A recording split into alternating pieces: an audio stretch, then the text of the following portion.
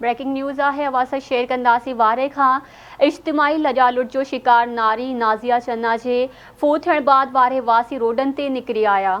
अवांखे update कयूं पिया। अहम ख़बर है नारी सां ज़्यादती कंदड़ जवाबदारनि ऐं उन्हनि जे सहूलियतकारनि खे गिरफ़्तार करण जो मुतालबो कयो वियो आहे। ब्रेकिंग न्यूज़ है अवां ख़बर शेयर कयूं पिया।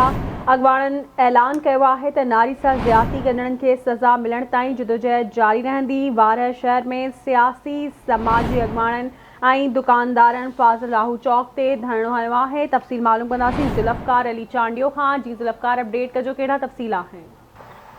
जी, जीअं त तमामु वॾो ॾुखोईंदड़ वाक़ियो जेको थियो आहे, 1 महीनो अवल जेको नाज़िया चन्नो सां गैंग रेप थियो हुयो 5 जवाबदारनि जो, ऐं उन खां पोइ मुसलसल हू बीमार रहण खां पोइ अॼु कराची इस्पताल में जेको आहे सो फौत थी वई आहे ऐं हुनजो लाश हिनमहिल वारह पहुची चुको आहे। ऐं शहरनि जेको आहे सो दुकानदारनि शहरनि ऐं वारह जी सभिनी सियासी समाजी अॻवाणनि धुरिन फाज़िल राहू चौक ते सवे माण्हुनि जेको आहे सो धरणो हुयो आहे ऐं उन्हनि शटर बंद हड़ताल भी थी आहे। शहर भी मुकम्मल बंद आहे। शहरनि इहो मुतालबो कयो आहे सिंध हुकूमत खां त जेके ही वधीक 2 कातुल जेके गिरफ़्तार न आहिनि उहे बि गिरफ़्तार कया वञनि ऐं जेके सहूलियतकार आहिनि उन्हनि कातुलनि खे बचाइण वारा जेके माण्हू आहिनि जेके मुख़्तलिफ़ हरबा इस्तेमालु करे उन्हनि 2 कातुलनि खे बचाइनि था ऐं बचाइण जी कोशिशि कनि पिया ऐं हू जेको नाज़िया चन्नो जे वारसनि मथां दबाव विझनि पिया त जीअं हू मीडिया ते न अचनि